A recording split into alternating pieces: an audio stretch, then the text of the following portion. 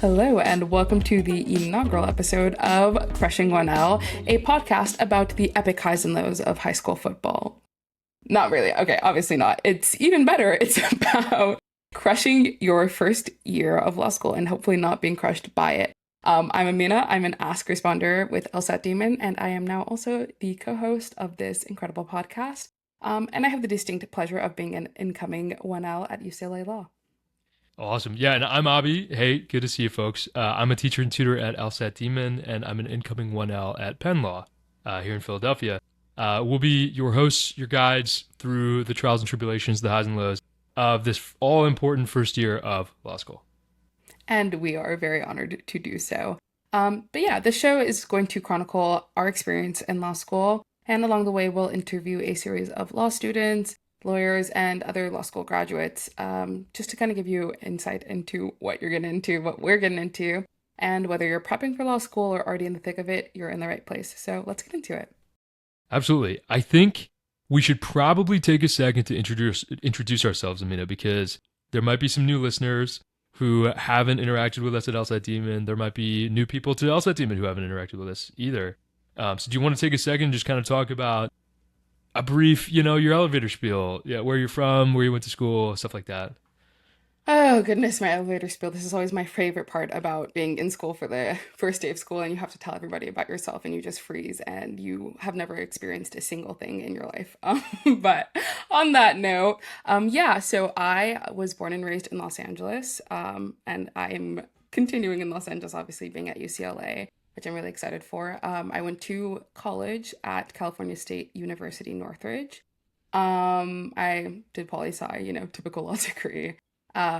Graduated from there in 2021 and went into working in entertainment for a bit, which was really interesting. It was really interesting. I've been adjacent to entertainment all of my life, but being kind of hands-on was an interesting experience. I kind of transitioned out of that into studying to go to law school. Obviously, I graduated in the pandemic, so I was like, I don't want to go to Zoom University, but I did have an interest in law even from undergrad that I continued to harbor in my career. And so I finally decided to just take the plunge, study for the LSAT. Initially, I studied with Logic Games. Whew, horrible experience. Thank God they got rid of it. And when they did, I found LSAT Demon, and I got right to work and immediately saw like a huge improvement in my scores. Started working with the Ask team as a volunteer, and then applied to law school, got in, transitioned into be a responder, and that's how I got to where I am today. Awesome. Yeah, and now you spend all of your free time working with LSAT Demon stuff. So What's free time? Exactly, right? Right. Very cool. Well, folks, that's a little bit about Aaminah. A little bit about myself. I grew up in Overland Park, Kansas, and I went to school in Connecticut. I went to Yale University over in New Haven, Connecticut. After college, I worked in New York City for a little bit as a finance professional. That was fun, paid pretty good. After I paid some of my debt back, I joined the Army. And so I guess I just hate fun. And so was in the Army for a few years. So I've been out of college for a minute, it's been quite a while. So I'm actually really excited to go back to school. It's been a hot minute since I was in an academic setting. But yeah, after the Army, just really been working on LSAT Demon stuff and really, really excited to be a part of Crushing 1L. And again, selfishly, both of us are 0Ls. It's the summer before 1L year. So as we both work on this content, we are learning a ton about the things to look out for this coming year, the all-important first year. So that's kind of where we are. Oh, yeah, and I'm in Philly getting ready to start at Penn. So that's kind of a little bit about us and a little bit about where we are now. I didn't say anything about my LSAT journey. I studied for the LSAT while I was active duty military, so it took me 9 months. Took the LSAT a few times.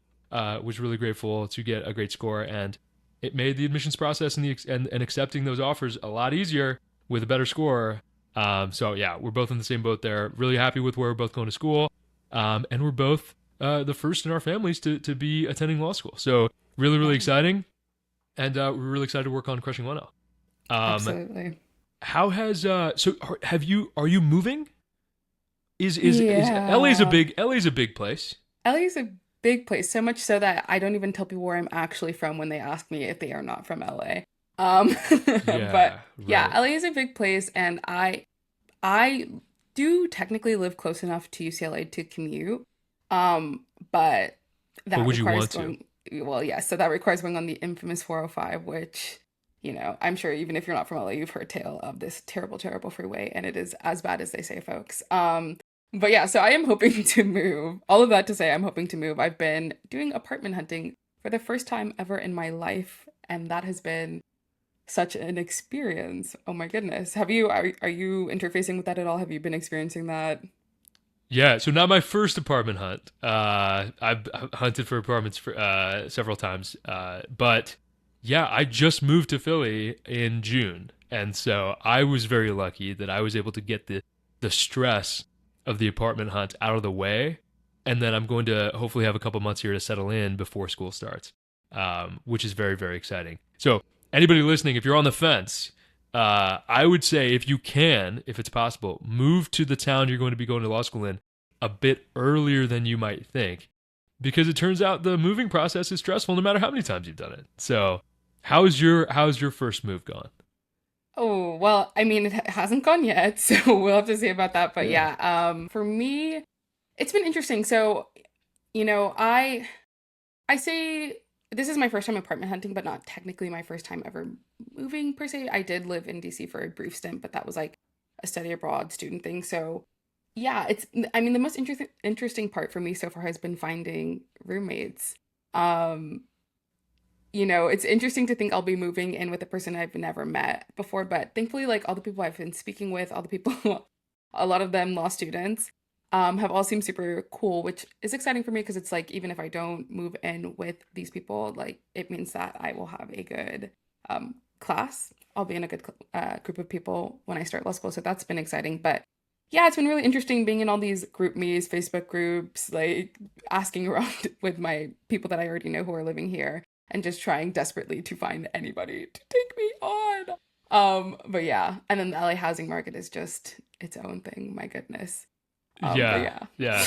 That's one thing I will shout out. Philly, great housing market. Apartments are actually affordable because they actually build enough housing. what's that like? Shout out, hey, Gavin Newsom might be fixing it for you. So, Yeah, right, with the, right, they're gonna build housing and stuff in LA, right? I don't know, who right. knows. I was fortunate to kind of dodge the roommate thing because I have money saved up. I've been out of college for a while. I've been working for a while, and then I also have the GI Bill helping me out. So, I was able to kind of dodge the roommate bullet a little bit. And I have a cat, and so I do have a roommate. He's just a little furrier than usual. Right, Um, right. but yeah, I mean, the Facebook group stuff is really cool. So maybe you can speak more to this, Amina, but like, I think law schools actually do a decent job of connecting students with their peers incoming. Mm. And there's Facebook groups, and there's like, at least Penn sent out like a housing guide that was actually really, really helpful. So I was able to do a lot of research remotely because they sent me such a comprehensive housing guide. Was that your experience with UCLA too? I'll say in UCLA's defense, I don't know that I have engaged as much with the material that they offer. So like I can't say like, oh yeah, they definitely do or don't offer an extensive guide. But I do think that they did do a good job of creating spaces for students to connect. There's a Facebook, as I mentioned, there's a Facebook group of students. There's the GroupMe, which has been incredibly active in recent days. Right. But yeah, like the GroupMe particularly like, community-based mutual aid type of thing, like people, sending out and helping each other find housing and find places to find housing. That's been really awesome. And that is how I've been connecting with most people and how I connected with the person who I am potentially going to be moving with. So, yeah. Huge. Fingers Yeah. crossed that they are not crazy. Oh my Woo. gosh. Oh my gosh. They'll be fine. I will say like I feel like I've been able to discern that I may be a good judge of character like because I've been meeting with people and there are people who I'm like I can't live with you.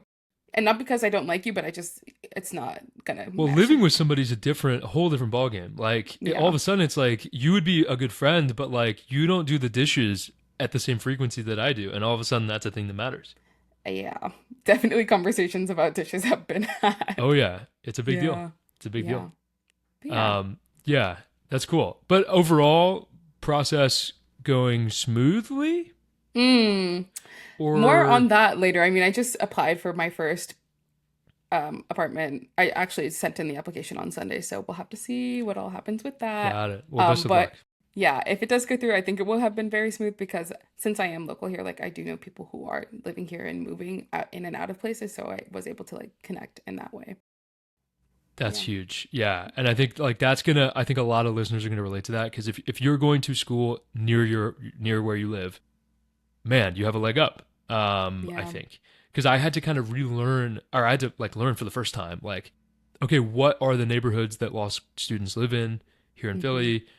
What things are those neighborhoods close to? Like, what am I looking for in an apartment? So, because I have never lived in Philadelphia, so I kind of had to learn that from scratch. But it sounds like, hey, you're an LA native. You're staying local. Had a leg up there. At the same time, the LA housing market insane. So these things balance. These things balance.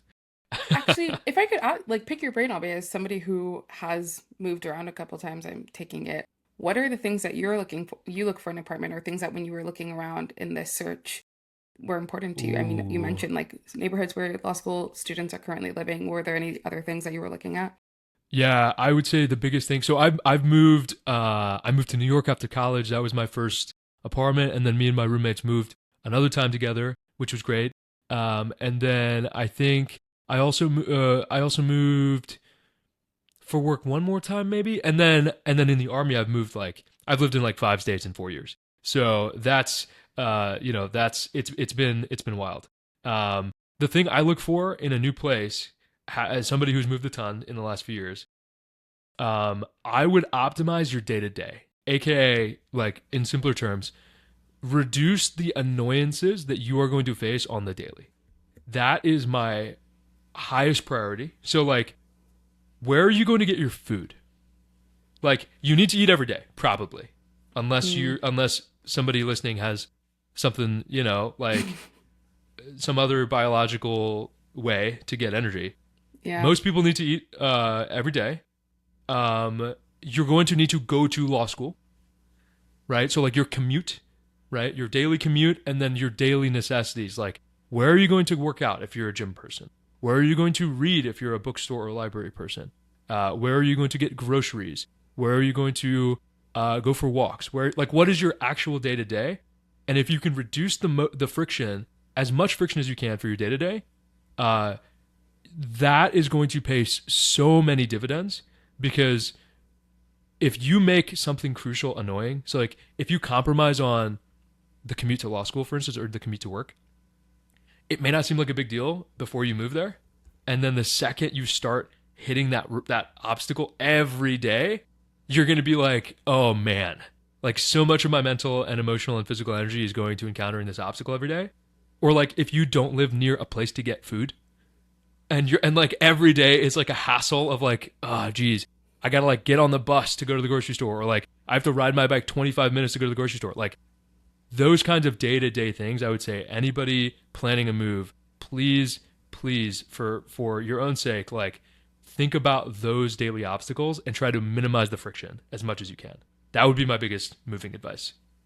All right. Sounds good. Just an old man ranting about house hunting. Yeah, cool. Um, and then I guess like that kind of relates to, we are, so I nobody in my family has ever gone to law school. Yeah. And so I'm kind of, and I think same for you, right? Same. Yeah. So we're kind of learning this process from scratch, but like there's so many parts of this process that may be familiar or maybe unfamiliar. So like moving, for instance, some people like in your shoes might be moving out of their house permanently for like the first time. Right. Or people like me who like maybe have moved around but are returning to an academic space. Um, there's things that are familiar, there's things that are unfamiliar. What's it been like for you navigating the LSAT process, the admissions process, now this like 0L process as a first gen, law student? Yeah. I mean, to take it all the way back to like the admissions process and application process and LSAT. Um, my goodness. My We've goodness gone was through a lot of stuff to get here. So first of yeah. all, congrats. Yeah, that's Yeah, awesome. same to you, 100%. Thank you. Thank you. But yeah, wow, was I flying blind? Was I flying blind when Right. I Especially started in this hindsight, process? right? Yeah. We were just talking yesterday about some of this stuff in the Crushing One Out Live class, which if you guys are live subscribers at LSAT Demon, you have access to the Crushing One Out Live class hosted by Abhi, and it is so awesome. So I Actually, definitely, any paid demon plan has access to Crushing oh One L wow, right now. So I it's misspoke. basic, premium, live, all of the above. Yes. So, on the conversation of taking advantage of resources, please take advantage of that. Abhi loves to be taken advantage of. I recommend it. I love to Um, be a resource. I love to be a yeah. resource. But yeah, you know, I just there was so much stuff I was doing because I thought I was supposed to be doing it. I'm supposed to apply in September, so I'm supposed to take the August LSAT or the September LSAT so that I can, be in the early phase of that admission cycle. And that means I have to, take these LSATs no matter what my score is. Like I just need to jump in and take it at that time. And like when I first started studying for the LSAT, I did this prep course that was like a 3 month intensive, a 3 month intensive to get you in the high scoring range, let's say. Um But really, they and guarantee like your score goes up by like 5 points at the you end of this know, 10 thing or points, 10 whatever. points, 10. huge All right, they're jump, like, 10 oh, points, we'll right? guarantee your score goes up 10 points or else your money back. And then you realize the Right. fine print. It's like, well, anyway, we I mean, digress. well, even that, yeah, even that guarantee, I didn't do it for that guarantee because I'm like, of course, I'm going to improve 10 points. Like, I don't know anything about this test and you're going to teach me. So obviously, I'm going to get better at it, That's a good point. which, sadly is not always the case for some students at other companies, but neither here nor there. So there was that. But also, I figured, like, even if I don't see the improvement, like, why would I sign up for this course planning on getting my money back for not improving the way that I want to? Right. What a disaster of a thing to make a decision about, right? Yeah. Right. Yeah. So I did that. I didn't really see the scores that I wanted to see on the LSAT, and I just felt completely lost in that first initial attempt at going to law school. And I say all of that to actually really just give a shout out to Ben and Nathan for the amount of resources and information that they provide to students. Like, it's insane the way that they pull back the curtains and really just, have transparency as much as they are able to talk about it. Um, it's so, so, so important and so necessary for anybody to have this information that many of us don't have because we are first generation. Um, so on that, when I came to LSAT Demon and I started, studying with LSAT Demon, um, complete game changer. Even just the methodology that they teach you to not read the question first, so useful. I even as I answer questions now, like I always read the passage first, just as like a habit, even though I don't need to technically. But neither here nor there. So when I got started with LSAT Demon, that really changed the game for me in terms of the admission cycle and my scores. Um, and it was interesting. Still, I was still falling a little bit blind, but like, let's say instead of having both eyes covered, I had one eye open now. Yeah. Or just like knowing something as basic as like, hey, like how you do on this test matters a whole heck of a lot, right? Yeah. Like Yeah, yeah. most people I think want to do well, Hmm. right? Like most people want to do well in the LSAT. Why would you not? But Right. you don't know exactly how much of an impact it's going to have on your application until you start listening to media like this, podcasts like Thinking LSAT, like the Demon Daily, or like Crushing One L, where like we're actually going to just tell you stuff that for other people is just so obvious that they don't even say it out loud. And it's Right. like, hey, there's some of us who don't know what the heck's going on. Yeah. So saying it out loud is super, super helpful. Like just being told that, hey, a great LSAT score can fundamentally change the quality of your legal education and how much you pay for it. And just being Yeah. told that without any bullshit, without any caveats, without any like hemming and hawing and like, oh, like we're selling you this idea. LSAT Demon just tells you that. Yep. And as a student, as somebody who doesn't have any attorneys in the family, doesn't have any lawyers, in my professional or personal network, it was just like, oh, like cool, Yeah. like piece of key information unlocked, and that Right. changes the direction of your whole study plan. 1000%. I mean, I genuinely, again, not having any lawyers in the family, genuinely had people close to me, people whose opinion I trusted, telling me, "Oh, you know what? You need to just get started. Go and do spring semester. Just sign up for a spring program, and you just have to go wherever you can get in." Right, as if like you Yeah. take the LSAT once or twice, you get what you get, you don't throw a fit, and then you figure it out Yeah. because that's what a lot of people do. sometimes, it's what some people do.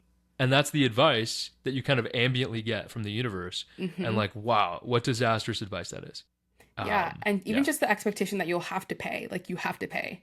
Yeah, I was like, Um, oh yeah, law school's, and then we'll get to that, right? We're gonna get to that yeah, later in yeah, a yeah, second. But it's like, oh, like this assumption, like, yeah, well, it's grad school, like it's a professional school, it's grad school. Of course, it's expensive. Of course, you're gonna have to take out 6 figures of debt, multiple 6 figures of debt, life changing debt to go to grad school. Of course, you do, and you'll just make it back and naturally. then you'll just earn it back because every lawyer makes $1 million, right? Yeah, Right. turns out Yeah, now, but so yeah, stuff like that, super helpful to have the demon to like kind of guide my hand there, and it worked because I'm not paying to go to law school, so that's super exciting. huge. That's congratulations. That's so Yeah, huge. thank That's you, huge. thanks. But yeah, so goodness, I've lost the thread of this I question. think we I think we were talking about like we are just talking about your process and your Oh yeah. perspective as a 1L. So we talked about like LSAT team, we talked about the LSAT, and then like what were you thinking to yourself as you were writing your applications and you were and picking what schools to apply to and getting your acceptances back? How was that like as somebody who doesn't have somebody in the family kind of guiding them? Sure. Yeah. So, I mean, I'll talk briefly about the actual admissions process because there's really not much for me to say. Um, while I did, while Ben and Nathan do advise against this, so I will just, open it with that. Ben and Nathan don't recommend this, but it is what I did. For me, I knew UCLA was where I wanted to land. It aligns with the things that I'm most interested in, and obviously it's close to me. There are just many factors that contributed to me wanting to go to UCLA. And I also knew that UCLA had a program that would allow me to get this full ride scholarship if I were accepted into the program. So that's how I ended up. That's where I landed in my admission cycle. I started with UCLA as my first application. Um, I wrote my personal statement and was like, it was interesting for me because I was not a person that I was like, oh, I just had a passion to be a lawyer since I was 6 years old and I saw XYZ thing.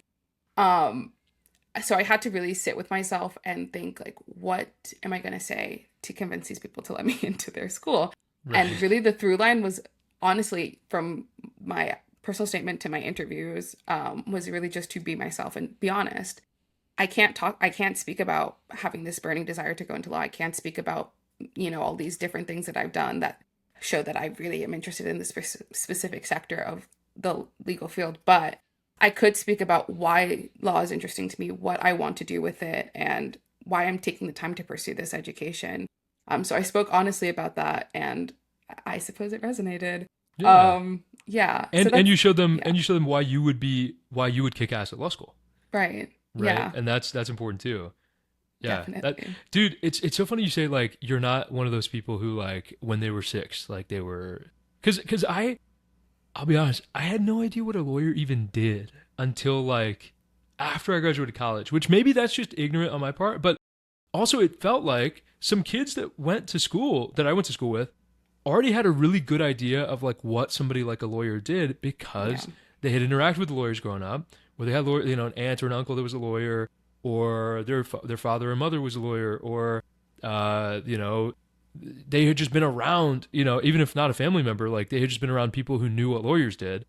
And I went to college not really knowing what a lawyer really did. Like I'd seen Suits, which is like that's not real, right? Like it's like okay, that's a TV Right. show, right? Or like I don't know, like Marshall from How I Met Your Mother was a lawyer, but like they don't really talk about what he does on TV, right? Because it turns out like what lawyers do is actually pretty boring and isn't really TV worthy. But yeah, I was at the point where like I didn't even know I wanted to be a lawyer, and then all of a sudden there's like people in undergrad writing their LSATs and writing their law school applications while we're still in college. Yeah. I was like, what on earth are you guys doing? How do you know you want to do this? Right. So like 6 years old, I was 22 and I didn't know how to do it. Or I Right. didn't know what I was doing or what why. And then Yeah. it took me this kind of like winding road where I've worked in several fields already and in working in finance actually that was the first time I actually worked with an attorney. Oh wow. uh, we had lawyers that helped us do deals, right? And so that was the first time I got insight into like, oh, this is what real professional legal work looks like. And then I worked with lawyers in the army too, and that's different. Military justice is different, but I actually got to see like, oh, that's what like trial defense looks like. Um, And so I had to go through years of life experience to figure out that I Mm, wanted to do this. And it's funny that like I think there's this like this expectation that you you know a lot of people know that they've wanted to be a lawyer since they were a kid. right. And so I thank you, thank you for it resonates with me that you are also not one of those people Yeah, no. because I certainly wasn't.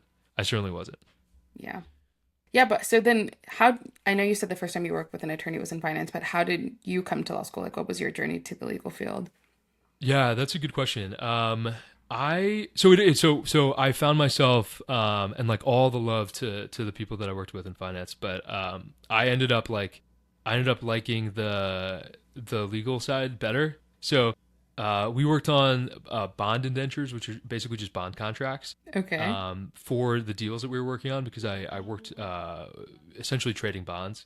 And the lawyers would be poring over these contracts, and we would work really closely with them to ensure that the contracts were what the clients wanted and were in the client's best interest. So like Right. I actually preferred, and everybody on the desk, everybody on the team that I worked with, they preferred to do the financial modeling. Right? They liked working with Excel. They liked working with numbers. They liked thinking about how can we maximize the return on investment for these financial products and stuff. And that was like fine. It was interesting. And I studied economics in college, so I thought that was at least on face interesting. But I Mm-hmm. found myself gravitating towards the legal work, and the folks that I worked with were actually very happy to punt the legal work to me because they preferred doing the financial modeling. Right. And so I Right. found myself reading the indentures, reading the contracts, and like working with the lawyers. And I was like, wow, I really like this. And I think somebody on my team was like, you like the wrong thing. That's Mm, not what we do. Like we do this, but you like that. That's weird. And they didn't. They were just like joking, right? They were like, oh, it's kind of funny that you like the wrong thing. And then I was like thinking about it. I was like, I do like the wrong thing, yeah. but I didn't make anything of it. And then I got to the army, and I was a couple of things. Soldiers get in trouble, so you got to work with. They're called Judge Advocate Generals, JAG lawyers in the army or in the military rather. They help soldiers and other service members navigate the military justice system. Mm, And so I worked with some attorneys in the military as my soldiers were getting in and out of trouble. And I finally got to see what like a trial defense attorney does, and what it looks like to prosecute somebody for wrongdoing and stuff.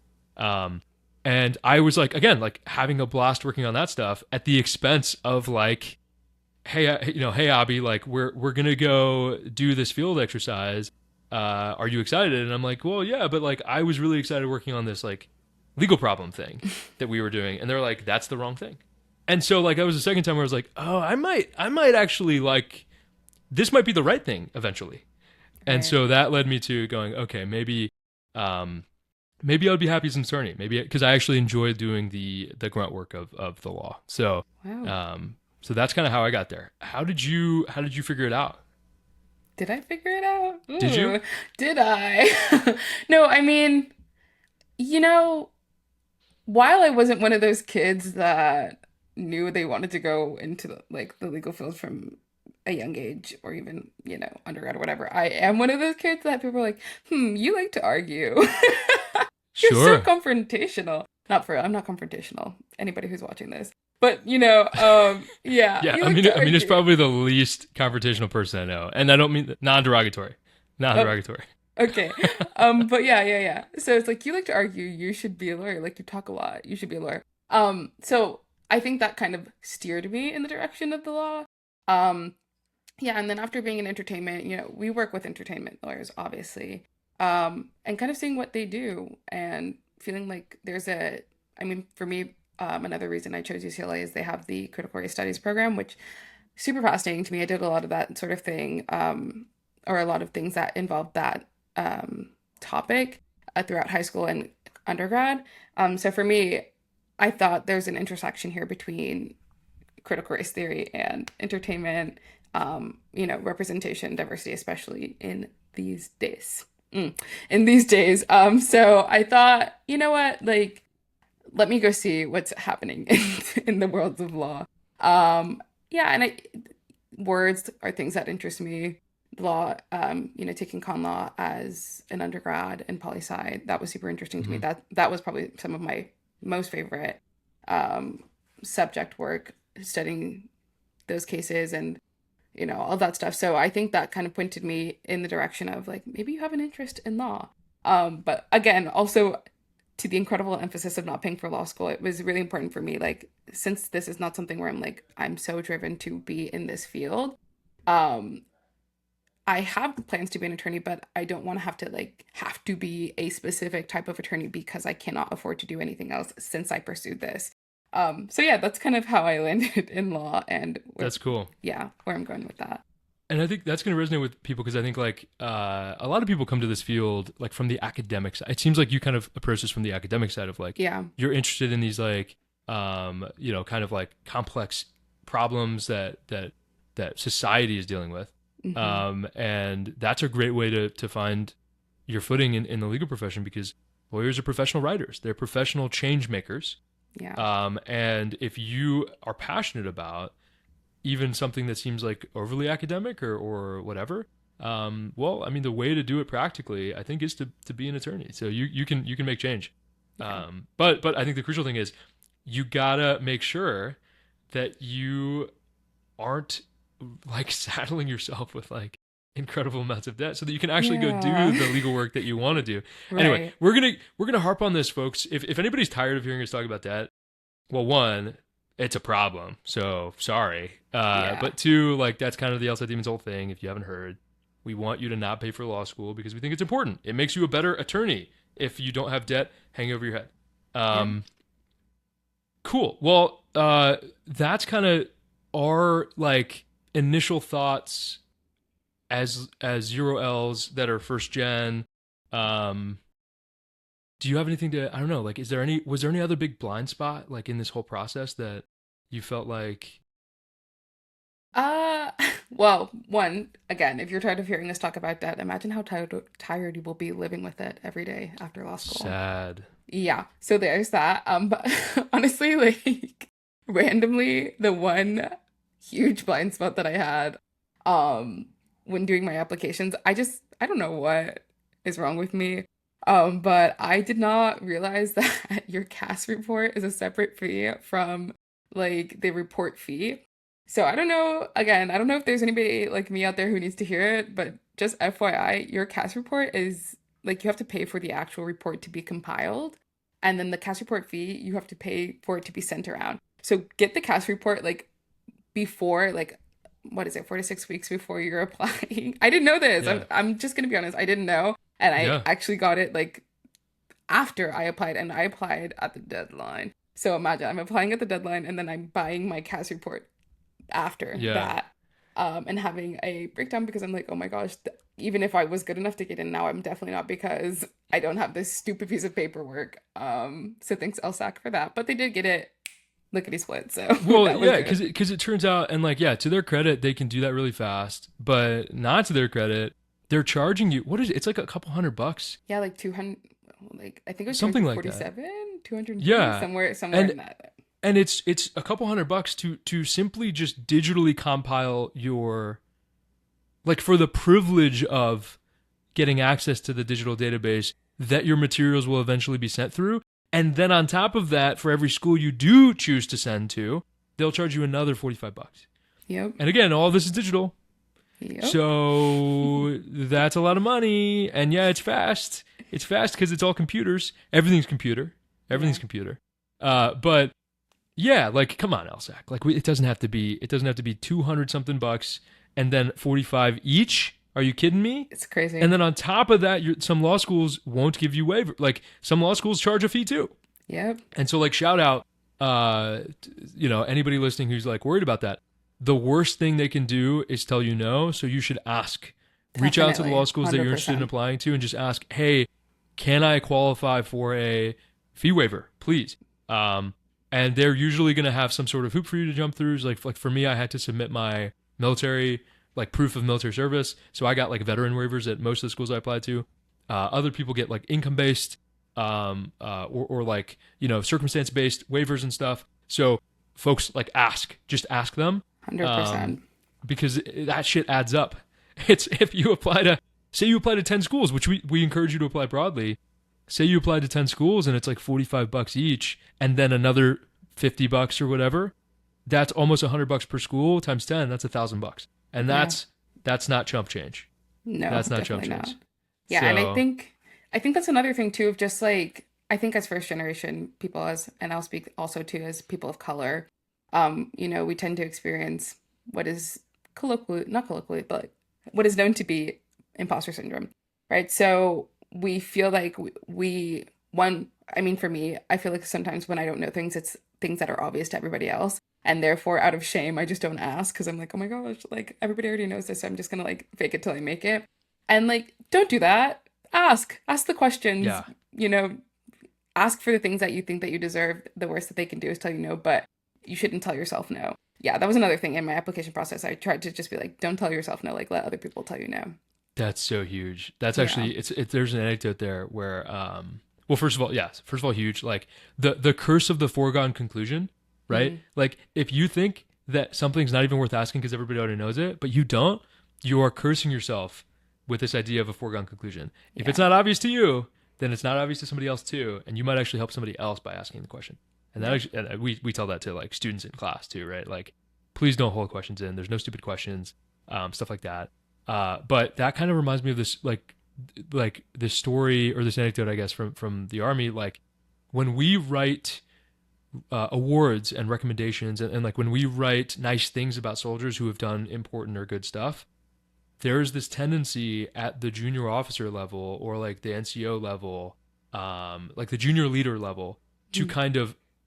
kind of tell ourselves no, right? So if somebody does something cool, we will minimize the award that we ask for that person because we think that if we ask for too much, it's going to get shot down. That Right. is literally, we tell ourselves no all the time. And so a big culture change that junior leaders in the military are trying to do is not telling yourself no. Make the other guy tell you no. Make the person who approves or rejects the award tell you no. Because if you tell yourself no, then you're selling yourself short, or you're selling your soldier short. Like in the case of a junior leader. So in this case, you are your own boss, right? Through this application process. So don't sell yourself short. Make the other guy tell you no. Make them be Yep. the bad guy. Don't be your own bad guy. Yep. That's great advice. That's great advice. 100%. Yeah. Um, okay, should we can talk more. I think. Look, folks, you're gonna get tired of hearing from us about our life experiences. Let's hit a listener question. Sure. We got this great question from Demon community member Daniel. So thanks for writing it, Daniel. Um, do you want to read the question? Yeah. Okay. So Daniel asks, as a zero L, is it an okay idea to watch supplement videos like one would find from Quimby on content you expect to be covered in 1L? That feels like it could be overkill, but I have nightmares of showing up to class on my first day and being so lost that my admission offer is rescinded. My goodness. Woo! Yeah, Daniel, definitely if you show up on the first day not doing the things that they're going to teach you over the course of the first day and year, they're going to kick you out. So, valid concern. That's such a like a dire way to look at it. But like I relate, Daniel. I relate. I've already started having nightmares of showing up on the first day being unprepared, which is like I don't know what that says about me. I don't know if that makes me neurotic or not. Um, but yeah, so Daniel, I relate. I super relate. Like if I don't show up on the first day knowing every law, then will they kick me out of law school? That is a valid concern. Um, I gotta think it's totally fine to use supplemental materials, right? Well, so I did a little bit of research on this topic. Yeah. Some people are like, you should use Quimby from day one, it's going to help you. Some people are like, it's not useful to you because everybody teaches you differently. Um, but, my feeling is that one, you don't need to use supplemental resources like right out the gate. Because again, these are the things that you're going to be taught over the course of your time in law school. So you don't need to like jump in like I already know everything. But I don't think, I mean, even that's what we're doing here with Crushing 1L, right? Like kind of again pulling the curtains back. We're not trying to tell you that we're going to replace your law school education, neither will these supplements, but I don't think it could be extremely harmful to have some background information or to just kind of engage with these topics. I would just say not to stress yourself out over it and not to be like, I have to know everything. I have to memorize this before I get in there. That's the crucial thing, right? Like remember they are called supplements for a reason, right? They're like the vitamins, they're like the protein powder. They don't replace the workout. They don't replace the healthy lifestyle. So that's a really, really important point. And I would actually say I'll go on a limb and say I don't think not only would they not be harmful, I think they would actually still on like net be beneficial. As long as you treat them like what they are. And I want you to treat crushing 1L like this too, right? All it is a tool to familiarize yourself with the language, the vocabulary, the terminology, the general vibes of the kinds of things you're going to be learning in law school. I don't want the first time that you think about what the difference between a federal court and a state court is to be when you're being cold called on your first day, right? That's a terrible time for you to be first in your life encountering this idea that there might be a difference between a federal court and a state court. But that is not something I expect you to know going into law school. That's not a thing that normal people know. Right. I certainly didn't know that until I started working for Crushing 1L and LSAT even, right? So there's this balance of like, use supplemental things, use Quimby, use Crushing 1L to make sure, to help yourself kind of familiarize yourself with these general principles of like, okay, here's how a case works, right? It's kind of like in like high school or well, maybe middle school or elementary school, like I'm just a bill, like how laws get passed. Like you don't want to be like trying to think back to what I'm just a bill, like the lyrics to I'm just a bill when your law school professor is like staring at you expecting an answer, right? So there's a balance here. There's a balance here of like, Yeah. don't put too much weight into them. At the same time, I think they're going to be invaluable for just making sure that you don't that you're setting yourself up for the most success is what I would Yeah. say. Yeah. I think I would agree with that. And I think that's kind of the general consensus of what I've seen online as well. Like, again, not something it's like if you didn't do it, you're screwed. But like if you do it, it's not gonna kill you. And it may even be overall helpful to you. Yeah. I lean towards helpful because I think like if you can start thinking about and so like not to plug our own thing, but like I think that's kind of the point, right? Like if you're like, oh shit, Abby, like I actually don't know the difference between a federal court and a state court. Well, on Crushing 1L on LSAT Demon in the Crushing 1L content, we talk about stuff like that. We talk about, hey, here's the difference. Here's what federal courts do. Here's what state courts do. Here's the difference between a trial versus an appellate court, right? We also talk about law school basics, like, hey, what classes are you going to take your first semester, right? If you're a 0L and you're like, dude, I haven't gotten an email about registering for classes yet, and you're stressed out about it, I can make those fears and concerns go away by telling you, hey, you don't get to pick your first semester classes. You're going to get an email that just gives you a schedule for your 1L first semester and likely your 1L second semester. And so you don't have to worry about registering or picking classes because the school does it for you.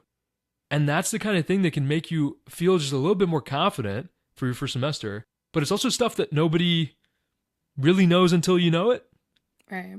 And so, yeah, like no harm for sure. But I think there might still be a benefit.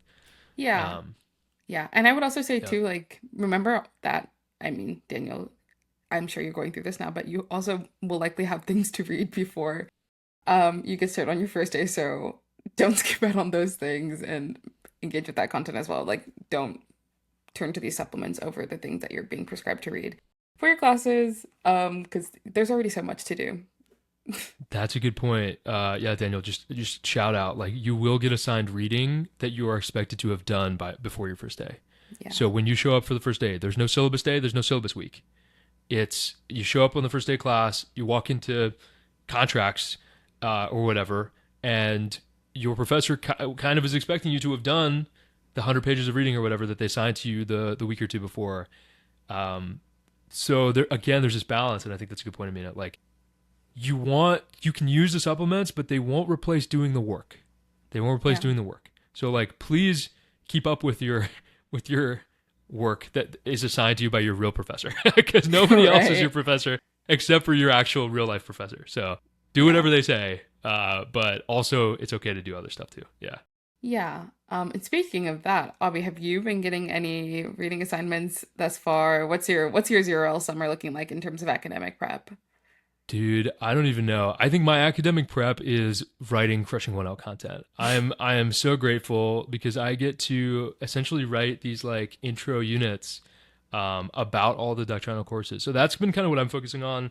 Um, but I did actually. So I applied to Penn's 1L accelerator program, Hmm. and so they actually offer this really cool thing. It's like a couple days. It's pre-orientation, so it's like its own orientation, Oh wow, and fancy. it's designed for like first gen students and people from diverse backgrounds and stuff. And I'm really excited about that because we actually get to stay on campus the first week of August for a few days and like kind of just talk about what to expect from law school. Meet with some faculty and staff at Penn and kind of just acclimate. And I'm going to find that really useful because again, I've been out of an academic setting for a decade now, Right, almost a decade now. So like right. I'm really really looking forward to this acclimation period. So what I'm focusing on in my personal time is reacclimating myself to be disciplined in my own day to day. So like giving myself work hours, giving myself, reading hours, making sure that I'm taking care of my health, making sure that I'm eating well. I want to like build those routines now because before the army built a lot of those routines for me. And I think like if anybody's coming from a work or a school environment, you had those routines built for you in whatever environment you're coming from. And so now this is a professional program.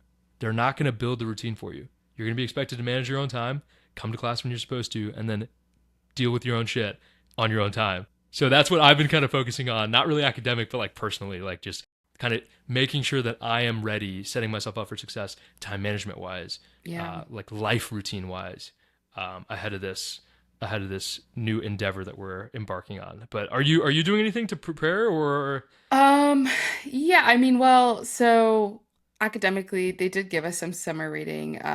They gave us a book called Cracking the Case Method.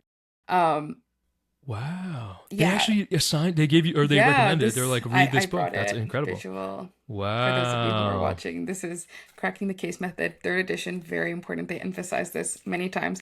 And really quickly, I would also say, unrelated to the academic prep, but to the life prep. I know we talked a bit about this earlier in the podcast, but getting involved with your community, your law school community. I got this from one of the students who is currently at UCLA, who is now a 2L. So shout out to her for giving me that. But yeah, get in touch with your community, find out what people are doing, and talk to people. But back to the academic prep. So I've been reading this as the assigned reading, and also they apparently they do a community forum like kind of book club, which as you may know, book club is kind of my thing. So um Amina, yeah, famous for running the LSAT Demon Book Club. yeah, If you yeah, want to get involved, join the Discord, and you only need a free account. You don't need to pay us any money. yeah, bring Make a free everyone. account, come to the Discord, join the Demon Lit Lounge, hang out with Amina. She runs a mean book club. Yeah, thank you for that. But yeah, so I am also reading, I think I picked Just Mercy. They had four different books. I think I'm actually gonna like do a sample of all of them just to see which I like best, but I think I'm gonna land on Just Mercy. Um, and that's kind of what I'm doing academically to prep, and then also, of course, reviewing the Crushing 1L content, where I am being reminded of so many things that I knew like tangentially, but am now like having to interact with in a more concrete way. And yeah, another thing that I've heard a lot is typing speed, which is not something I would say I'm so much preparing as dreading over. I'm not like taking That's a substitute that's a after cr- that's a typing. crazy thing to try to prepare. Well, That's you crazy. can, like practice typing. Of course, but why is that really important? Is that really an important thing? I have heard from I don't know if you've talked to people who are currently students at your law school, but I in talking to people who are currently law students at mine, um, yeah, for those written exams, they're like the amount of words that you can get in a minute matters. Fair So enough. yeah, Fair enough. Those racehorse exams, right, where you have like exactly 4 hours right. and they know you're not going to finish, but you just have to try your best. Which is Right. what a I terrible know. test design that is. But yeah. Yeah. Anyway, But yeah, so I've been not preparing it, but just thinking about like, dang, like, I mean, I guess I prepare in that I write ask responses every day, and that's a lot of typing, but that's about it. yeah. And yeah, I think you what you mentioned about routines is super important because I am a person who like does not have routines whatsoever. And so I have been actually, I swear to God, it's actually been so detrimental. It's hard. It's It's been hard, so right? terrible in my life. But I am trying, like, the way I'm kind of organizing that right now is practicing the general outline of how I imagine I will Yeah. function in law school by building a routine around my work hours. Um, so Same. that's kind of what I've been doing. Yeah. And like, I know folks are probably listening, like, what the heck are they talking about? Like, I promise you, dude. I promise you. If you have like a month or two off the summer before, your routines are going to go out the window. I thought I was a disciplined person, and I believe I am. I believe I am. My routines went out the freaking window this summer, and so I'm like trying to claw them back. It's been a struggle. It's been a struggle. Yeah. Also, Just Mercy, I think, also probably subconsciously was one of the reasons that I wanted to become an attorney. Oh And wow. that's crazy because I'm not even super interested. I'm not one of those, like, I'm not super passionate about like death row defense and Yeah. like criminal defense or whatever. That kind of like civil liberties stuff.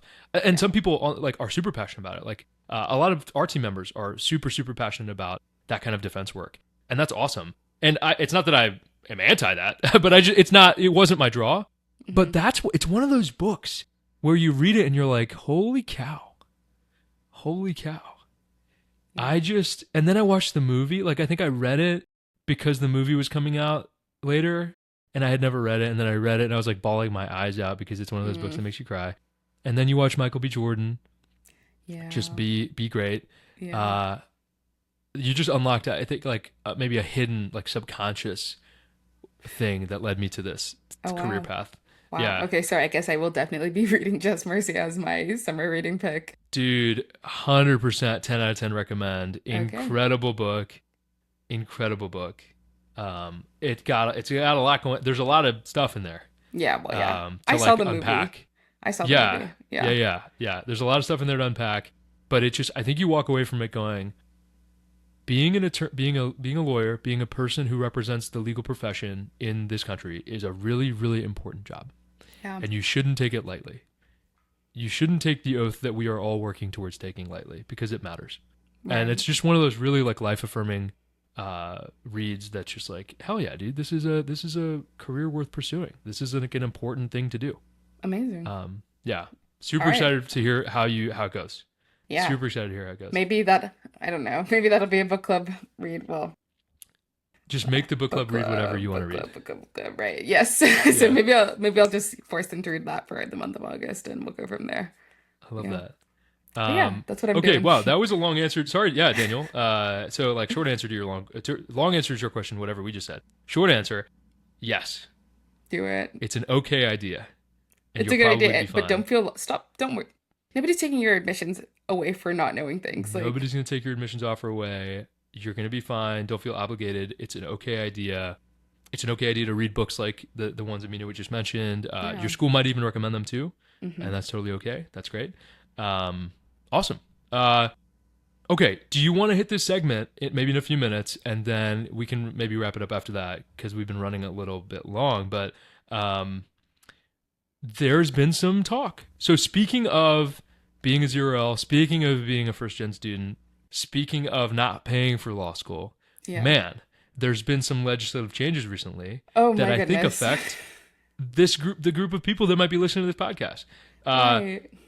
Amina, could you talk to us a little bit about the big beautiful bill and how that might affect Right. our listeners? So, I mean, even if you weren't a graduate student, the Big Beautiful Bill is going to impact every section of your life.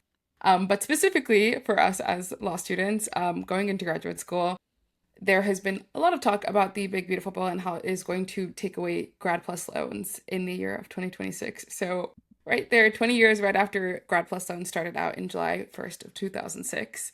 In July 1st of 2026, they will be ended. Which the change in that legislation is going to be from having your Grad Plus loans, which could cover the rest of your cost of tuition outside of the federal unsubsidized loans, which I think the borrowing cap on that is 20,500. Um, so outside of that, you could have Grad Plus loans cover the remaining amount of your tuition minus the amount of aid that you're receiving. But now there's going to be a 50,000 a year cap on how much you can borrow from Grad Plus loans. Um, and over the course of your lifetime, I believe it's a $200,000 cap for professional schools. So that's awful. That's awful because, of course, I mean, again, as Ben and Nathan have said endless times, you don't want to pay for law school. So that's obviously the priority. But for those of us who do end up paying, particularly minority groups, again, are going to be impacted by this just for lack of knowing that there are other options and also for lack of access to those options. So, yeah, this bill is obviously awful. And this particular part of it is completely terrible for those of us going into law school. Abhi, what are your thoughts on this? Yeah, I think you like pretty much covered it. I do think like so the history of the student loan crisis in this country, right? So I think we learned in our research that graduate loans began in 2006. Hmm. And then I think during Obama's term in 2010, there was the Healthcare and Higher Education Reconciliation Act, Hmm. which expanded the funding and the reach for all student loans to include graduate loans. And everything you said is absolutely true. I will just say, there's a negative context around some of these changes, but holistically, the expansion of federal loans has directly contributed to the higher education tuition costs skyrocketing over the last 100%. 20 years, ever since the conception of this program in 2006. Yeah. So there is something to be said for it might be a good idea, in fact, to limit a person's lifetime borrowing to 200K because Hmm. right now there isn't that limit and people are going into life-changing, staggering amounts of debt. Now you bring up a good point, right? Like if we're going to cap it, that's helpful, but are we doing anything else to help people who would otherwise be affected by these loans? Well, Exactly. probably not. But Actively but no. Actively no. actively no, right? Actively no. But like I do think like to find a silver lining, it's a step in the right direction because capping the lifetime borrowing limit and then capping the yearly limit and then the per semester limit, I think will have a direct relationship with lowering the cost of higher education in this country. So I do think that hopefully we do see like other things that kind of come out to support people while the costs go down. Because like let's be honest, right? The costs aren't going to go down overnight. I'm sure, Right. right? That's just prices tend to be sticky, right? And that's like it's just a basic, one of those things you learn in economics. People selling stuff don't like reducing their prices, even if something important in the supply and demand curve changes. A seller of a good does not want to reduce the price of that good. They are Hmm. happy to increase it, as we've seen in over the last 20 years, Oh right? goodness, yeah. Every time the federal loan program has expanded, colleges and graduate programs have said, "Oh, you can borrow how much this year? Oh, that tuition actually went up by that much. Crazy coincidence." Right. Uh, so they're happy to increase the prices. They're going to be less happy to decrease the prices. So that is going to be a longer term thing. Yeah. So in the short term, I think a lot of people are going to be screwed because Yeah. they can't take out these loans, which we don't think you should take out anyway. But this is going to hurt people's access to higher education. Yeah. Um, and like you said, it's going to disproportionately impact certain demographics of people. And 100%. the administration probably doesn't care about that. But it's worth saying. It's worth saying. Yeah. And yeah, I totally agree with you. Like, obviously, we don't, the whole issue of having to take out loans in the first place and such egregious and high amounts of loans really is a direct relationship between the two things of like, the more loans you can take out, the more they're going to charge you because they know that you can source the money. But yeah, like, it's really important, again, like the short term impact and even likely the long term impact given the trajectory of things and given the not the trajectory, but the history of how economics and capitalism function in this country, it is more likely than not that over time they're not really going to devise a way to help people get access. They're going to, find ways to screw people in the back end. So even right now in the short term, you'll have private loans popping or more access to private loans with higher interest rates and less borrower protection. Yeah. And ideally in the long term, that results in okay, we can't have this situation either, but again, like loans are money, and people paying student loans are money when they pay them, which the legislation is also going to change the terms for paying back and the programs that are accessible Yeah, for it's paying it's back loans. narrowing, yeah, narrowing the Yeah. definition of repayment plans. It's Mm-hmm. narrowing the definition of things that count under public service. Like they're Yep. changing the definition of public service to be narrower. Yep. So they're generally making it stricter. They're Yeah. making it harder to borrow, and they're making it more necessary to pay it back. Which Yeah. I think, like on its face, it's like those are good things, Right. but there's second and third order effects that are going to impact people. Um, yeah, I will say though that like um, the federal government just having this spigot where they've been pouring money into higher education for 20 years. That's greatly improved access. The Yeah. problem with that is that the federal government does not do any sort of underwriting on who it's lending money to. Mm-hmm. So people are getting themselves into situations where they actually wouldn't qualify for a loan from a private lender who would actually do underwriting, who would actually underwrite the person borrowing. The federal government can't do that because that's discriminatory, right? So the federal government has been loaning money to people who probably were not in a financial or economic position to borrow that amount of money and realistically could never pay that money back. Yeah. And it's things like not taking into account what people were studying, not taking into account what their income and employment opportunities were after graduating from these programs. So, in a way, again, long term, I do think there is the best case scenario for this is that the government limits the amount of these kinds of loans that are going to people whose lives would be better off without this debt, and instead people have to turn to private lenders who will actually underwrite the loans and will actually talk to people and go, "Hey, man, your credit score is not great, and so I'm not going to loan you $200,000 Yeah. because you're not going to pay me back, and I'm not going to make money off of that." Right. And for some people, like again, being best case scenario, for some people, they need somebody to tell them that. Yeah. Because if because we've met countless people, right, who come to LSAT prep programs, the LSAT team, and they go, "I would love to get a good LSAT score and get a scholarship, but I will borrow money to go to law school regardless." Mm, And it's hard to convince people to not do that. right. And I think if even one person is dissuaded from that because they're simply just denied access to the credit, and so they don't ruin their lives by taking on six figures of debt. Now, is that bad for access? Yes. Is that good for that person? I think net, yes. I Yeah. think net, yes.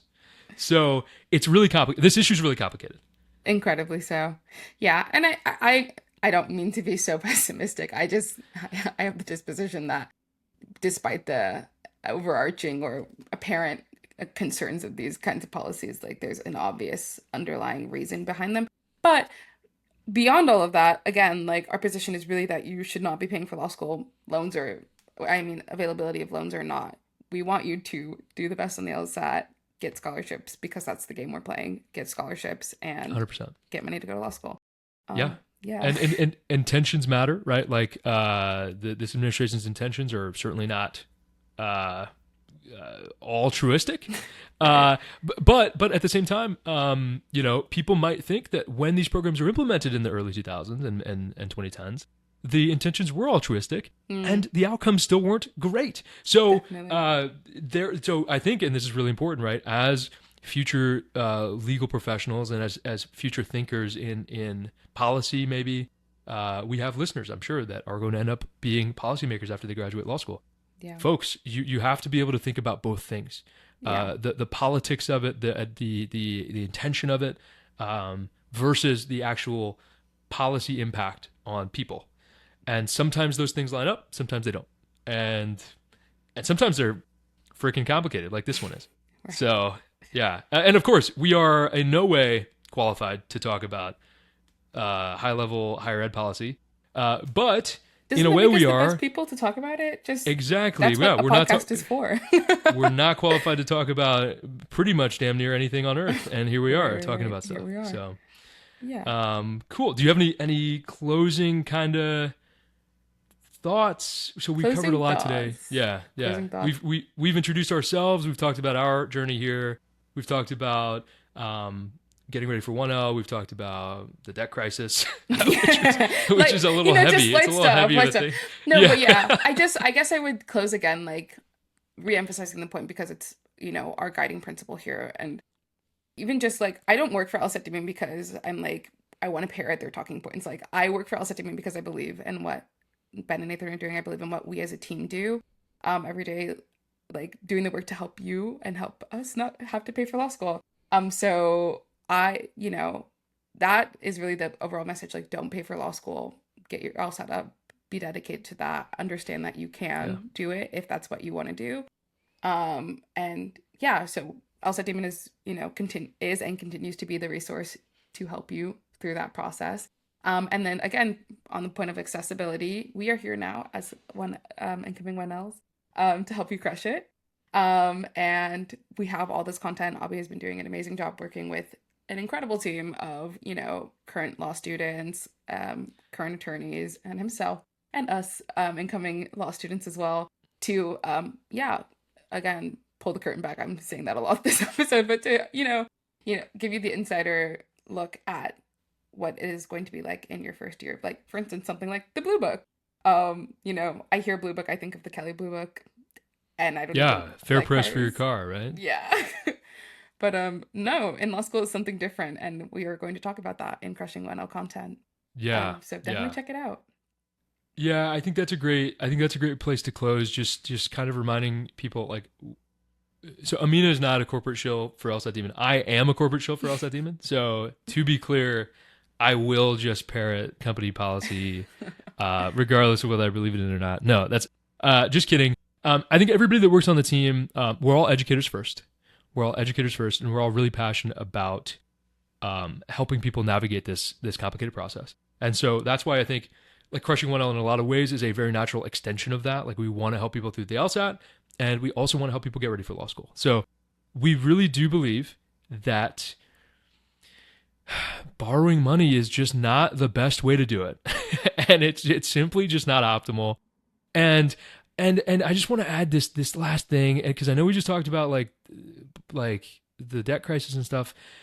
I think there's this really, really big misconception that you can go to a law school and if they have like a public service loan forgiveness program like at the law school or people that bank on the government program, PSLF has been around for a while and it used to just require 10 years of payments and then the federal government would waive your debt if you worked in the public sector.